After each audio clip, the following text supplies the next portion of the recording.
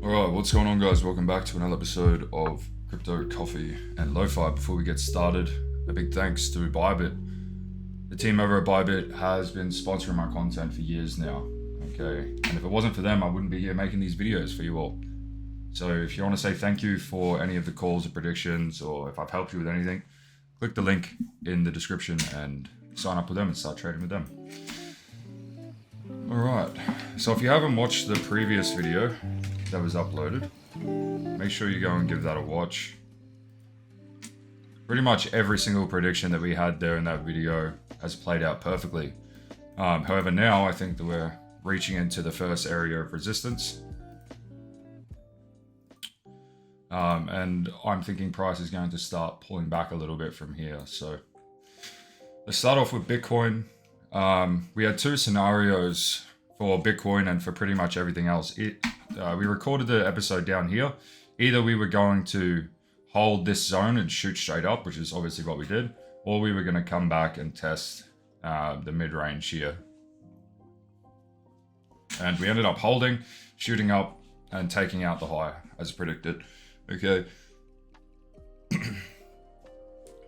One thing I want to point out is that we've obviously had a decent amount of consolidation here and a massive drop off from the highs.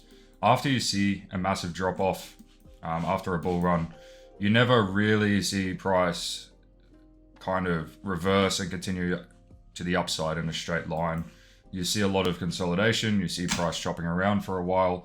And this also makes sense when you consider the tariffs and everything happening in the world right now. Essentially,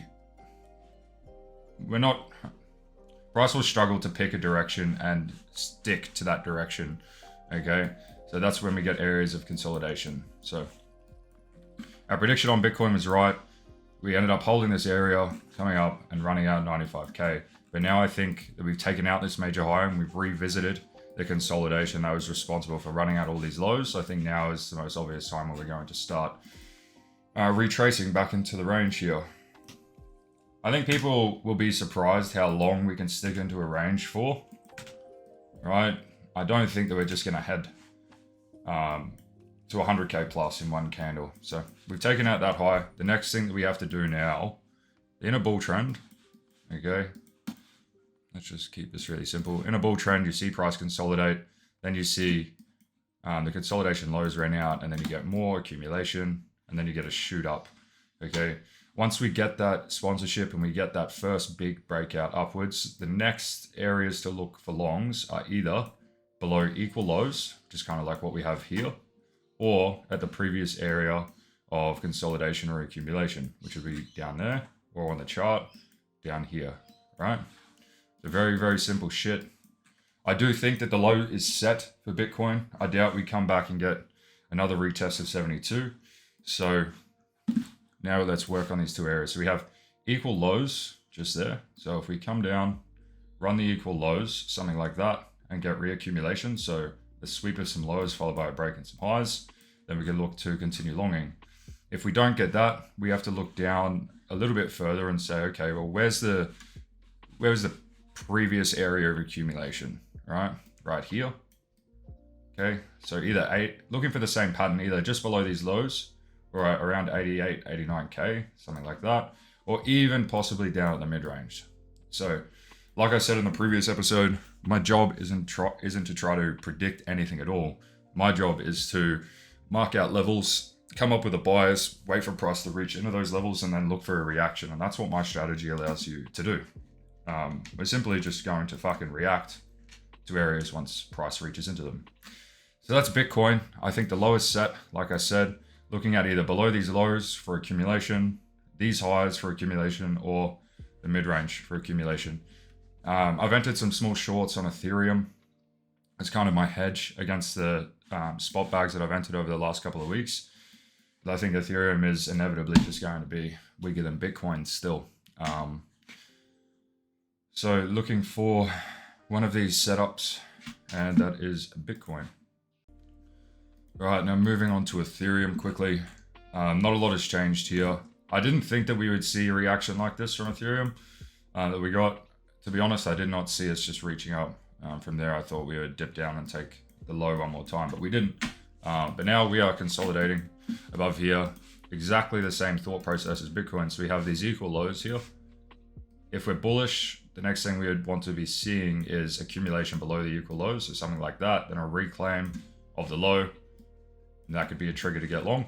Or a little bit further down, we have this low was taken out by this high, so if we carry that out, that would be another area where you can get long.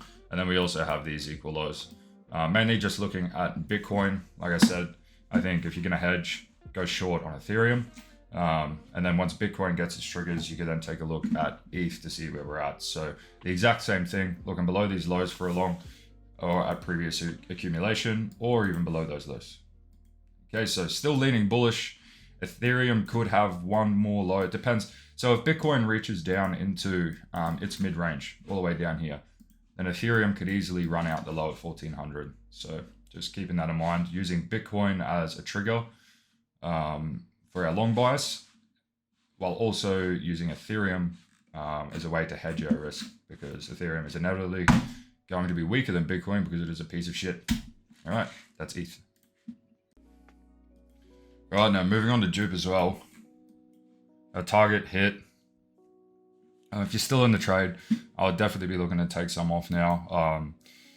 The idea that we went over in the previous video, let's just go over it again because it's such a great fucking example. So we have all of these key lows that were resting just below here. Price then broke below them. But what happens once price breaks below these lows is extremely important before you look to take any kind of position. Normally when you take key lows like that, most people can understand, or most people know that the next obvious move is for us to retrace a little bit, okay?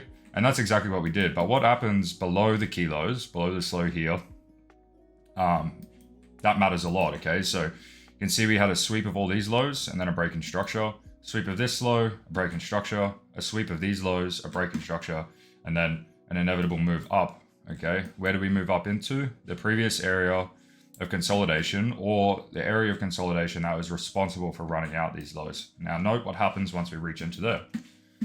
You get a sweep and then a break. So even though I am using this one pattern, okay, where we see a sweep of a level and a break in structure, you can't just use it anywhere. You need to be able to apply a lot of context to each scenario. You know, should price be distributing at this area, or should price be accumulating at this area? Can you build a story around it? So the idea is to come up with an environment, come up with a story, okay, or come up with levels that need to be reached, and then look for a reaction once we reach into those levels. So I'm not saying to go on short Dupe. I'm not going to short it here, but you can see we reached into the previous area of distribution or the previous area of consolidation, and we get a sweep and a break. So that just tells me, okay, the people who were buying in here are now looking to offload some of their position, or you know, we're seeing some sell pressure. It doesn't really matter. Doesn't really matter if we're seeing sell pressure or people letting go of the longs. It's just that's the pattern that we're seeing. So price is going to start distributing from here. Okay. The best thing to do from here is try to find equal lows. So we have some resting here, just like Bitcoin and Ethereum. If we reach down into here, get some accumulation, something like that, so a sweep and a break and then a reclaim of this level, then we can look to get long again and follow the trend back up. So for now, not really interested in trading this until we reach down below these lows, and if we see some accumulation, then we can start trading it again. If we get that, then it should be pretty easy to target above these highs here and I reach into this area of distribution. So sweep of those key highs, and then a break right here. So let's just wait and see. I don't think that the leg that we've just seen on everything is done. I think we're just due for a little bit of a retrace. You'll just have to wait and see though. Like I said, I could be completely fucking wrong. All I'm doing is marking out levels, coming up with a storyline, and then reacting to price once we reach into those levels. So Dupe played out perfectly from the previous episode. Another great trade. Yep. On to the next.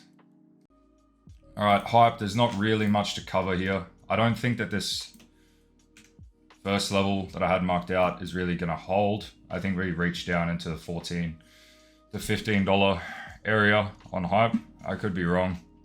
Might get something like this, but I really doubt it. Even if we run out these highs, I wouldn't be surprised if we then fall back inside the range, revisit here, and get some more accumulation there, something like that. But yeah, that's hype. I don't really want to cover this too much. I think it's one of the stronger looking charts. Any accumulation anywhere, you should just buy a little bit. It's just one of those trades where the fundamentals are so good, the chart is so clean, you know. So reach into any accumulation and reaccumulate is an easy long on hype. All right, now we have PopCat. Again, the exact same situation, except we didn't quite reach into the upside objective that I had. We were getting long around 24, 25 cents and started taking profit over the last few days, still holding on to a small bit of that position. I'm thinking it follows along with Bitcoin and Ethereum here. We're going to run out this low. Let me just clean this shit up for you. Okay. I think we run out these lows just here. Now what price does after reaching into those lows, I'm not so sure. We have a sweep of that low and then a break in structure there. So if we can run out that low, get some accumulation, reclaim these lows here, and then that could be a trigger, or we might dip a little bit further into the mid-range. But again, just fucking simple shit. Marking out areas of accumulation and distribution, coming up with a storyline, waiting for price to revisit those areas, and then looking for a reaction and a trigger.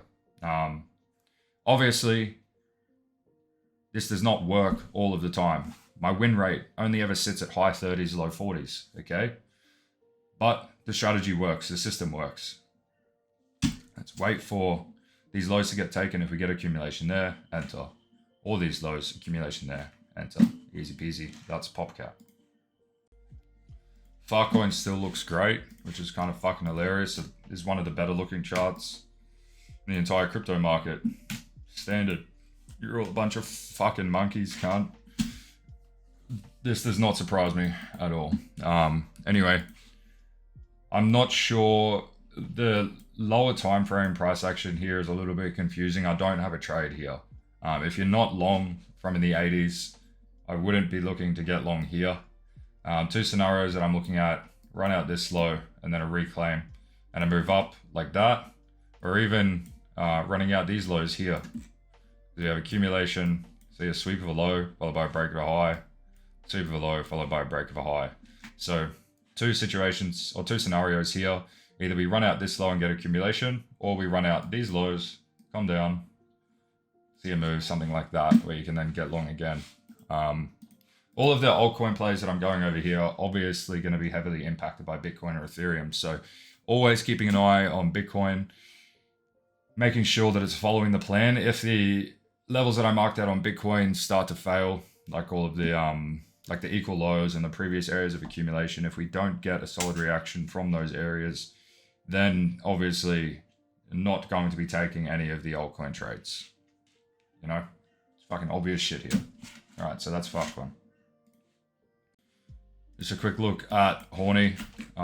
This didn't play out anywhere near as expected, but I think regardless, we should see buyers step in at least for a decent reaction below all of these lows here. So waiting for that, should get that in the next couple of hours. That should be an easy trade. So if we get a dip below these lows, I'm just going to set some limits below here on BullX.